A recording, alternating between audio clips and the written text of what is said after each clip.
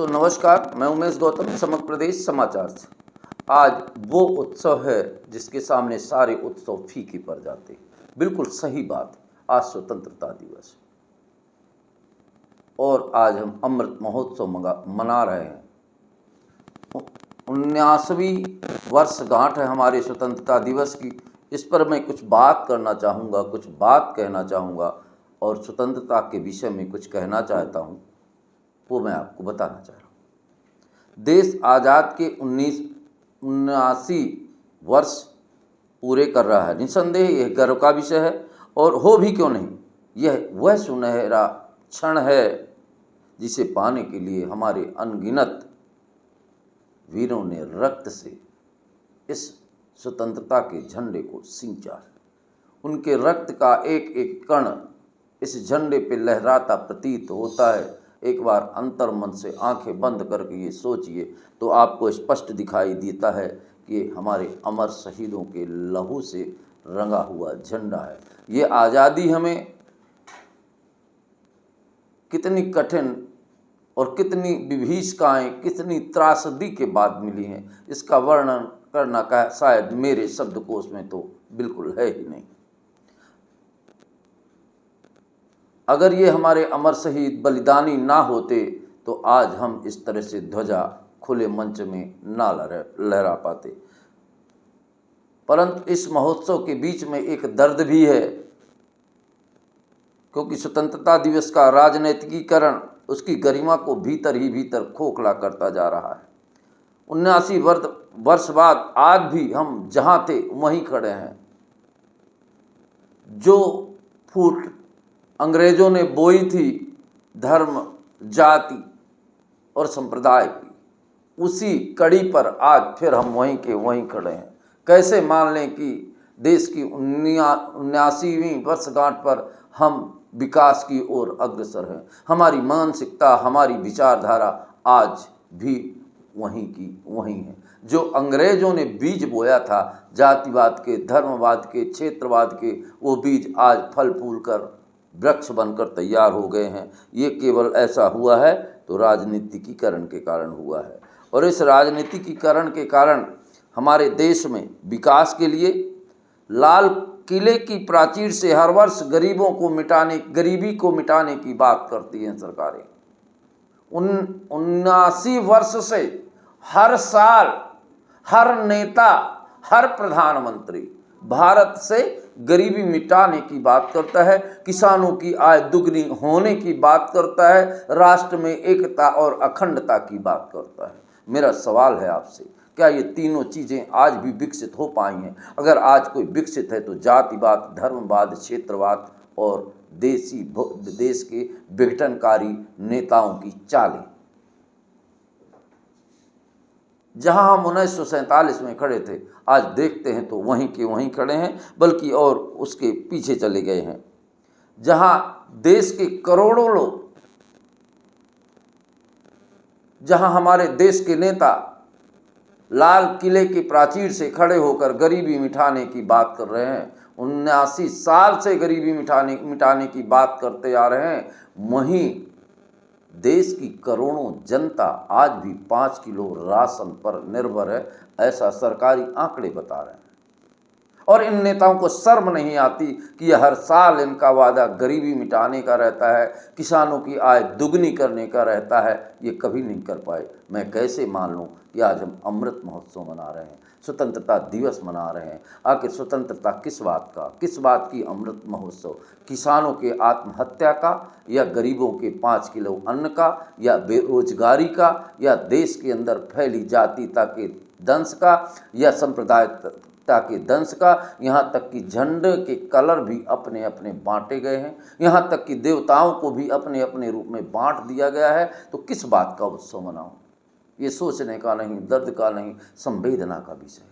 ये ऐसा विषय है कि अगर सच्चे मन से सोच लिया जाए तो आंखों से अश्रुधार के अलावा कुछ भी नहीं दिखाई देगा। मैं बात करता हूं उन नेताओं की। जनता 5 किलो राशन पर निर्भर है और नेता 500 करोड़ के हवाई जहाज में चलते हैं। कितना शर्मनाक। जो नेता मंच से खड़े होकर कहते थे कि गरीब आदमी को मैं चाहता हूं कि हवाई जहाज से चले, वो गरीब आदमी 5 किलो राशन पर आश्रित है। क्या यही विकास है? तो मुझे नहीं चाहिए विकास ऐसा। पूछता है समग्र प्रदेश कि क्या यही विकास है और यही गरीबी हटी है? आखिर गरीबी कब तक हटेगी और गरीबी कैसे हटेगी? आपकी हर योजनाएं गरीबी हटाने की होती है, आदिवासियों को शिक्षित करने की होती हैं। आज भी ग्रामीण क्षेत्रों की हजारों विद्यालय हैं जहां पे शिक्षक नहीं है। आज से 20 साल पहले शिक्षकों के अंदर ये कर्तव्य निष्ठा हुआ करती थी कि मेरा देश है और मेरे देश के बच्चे देश का भविष्य है, और वो पूरी ताकत लगा के शिक्षा का पढ़ाते थे बच्चों को, और उन्हीं के पढ़ाए बच्चे आज बुलंदियों में पे हैं। पर आज की हालत, स्कूल बच्चे पोषण से भरा अनाज खाने जाते हैं, शिक्षा के लिए शिक्षक नहीं है, बैठने के लिए विद्यालय नहीं है, शहर जाने के लिए गांव तक वाहन नहीं जाते हैं। फिर कैसा अमृत महोत्सव? क्या ये शर्मनाक नहीं है? क्या नेताओं को हमारी शर्म नहीं आनी चाहिए? निश्चित तौर पर आनी चाहिए।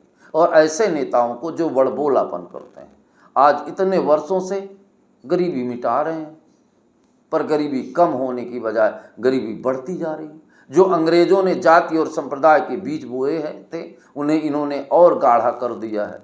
आज की तारीख में तो हर जाति के लोग अपना अपना भगवान भी बना लिए हैं, अपना अपना धर्म ही बना रहे हैं। हमारे नेता धर्म और संस्कार और गौ माता की बात करते हैं। अब आप गौ माता को देखिए, स्वतंत्र भारत में सनातन धर्म की सबसे जन्मदात्री माँ गौ माता आज रोडों पे पन्नियाँ खाती घूम रही, डंडे खाती घूम रही, और कहते हैं हम सनातन की बात करते हैं। कितनी शर्मनाक है। और कैसा है अमृत महोत्सव? मैं पूछता हूँ भारत की सरकार से, भारत के हर जनता से, भारत के हर उस व्यक्ति से जो ये कहता है कि मैं भारतवासी हूँ और ये हिंदुस्तान हमारा है, तो वो बताए कि सच में क्या भारत स्वतंत्र हो गया है? अगर स्वतंत्र है तो उसका अमृत महोत्सव कैसा? क्या गरीबी हट गई है? क्या शिक्षा बढ़ गई है? क्या बेरोजगारी खत्म हुई है? क्या किसानों ने आत्महत्या करना बंद कर दिया है? आज किसान एक एक बोरी बोरी खाद के लिए डंडे खा रहा है, पुलिस से तड़ातड़ डंडे खा रहा है, और मंच लाल किले की प्राचीर से बोलते हैं, विकसित भारत की बात करते हैं।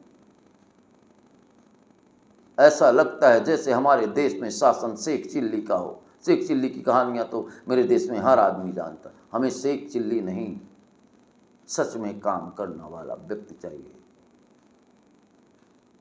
और ये भारत आज जिस विभीषिका को झेल रहा है, अब आपको बता दें, स्वतंत्रता का अर्थ स्व और तंत्र। जब हम अपने भीतर इतनी शक्ति पैदा कर लें कि किसी के सामने हाथ ना फैलाना पड़े, तभी यह देश वास्तव में स्वतंत्र होगा। अन्यथा 79 सालों के चले आने के रहे गरीबी हटाने के वादे बस हर साल गरीबियों की संख्या में बढ़ोतरी कर रहे हैं। जैसा कि पुरानी कहावत है कि भूखे भजन न होए गोपाला, लैला आपन कंठी माला। जब देश की अर्थव्यवस्था कमज़ोर रहेगी, जनता गरीब और भुखमरी से लड़ेगी, जाति जाति में लोग लड़ेंगे, धर्म और संप्रदाय के नाम पर लोग लड़ेंगे, देश को हरे गुलाबी लाल झंडों में बांटा जाएगा, तो देश विश्व गुरु क्या बनेगा? शायद इन्हें विश्व गुरु की परिभाषा नहीं आती। ये शर्मनाक नहीं, बेहद शर्मनाक है। और मैं पूछता हूँ उन आकाओं से, उन देशभक्तों से, उन राष्ट्रभक्तों को, अगर भुखमरी, गरीबी और जाति जाति में बांटना ही देशभक्ति है तो नहीं चाहिए ऐसी देशभक्ति। हम एक सूत्र में बंध कर चलें। यहाँ तो केवल हिंदुस्तानी हैं जो एक एक बूंद का कतरा अपने देश के लिए बलवेदी पर चढ़ा।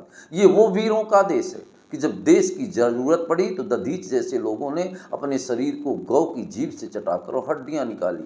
ये वो देश है जहां 12-12 साल के बच्चों को छत्राणियां तिलक लगाकर भेजती थी कि बेटा युद्ध में पीठ मत दिखाना। ये वो देश है चंद्रशेखर आजाद, सुभाष चंद्र बोस, जिन्होंने फांसी को चूम कर गले लगाया, और आज के नेता झूठे वादों को चूम कर गले लगाते हैं, भ्रष्टाचार को गले लगाते हैं, जातिवाद को गले लगाते हैं, देश को विखंडित करने को गले लगाते हैं। फिर मैं खुश होऊं या रोऊं समझ में नहीं आता कि मैं आज़ाद भारत में हूं या कोरी कल्पना कर रहा हूं। दोस्तों नमस्कार।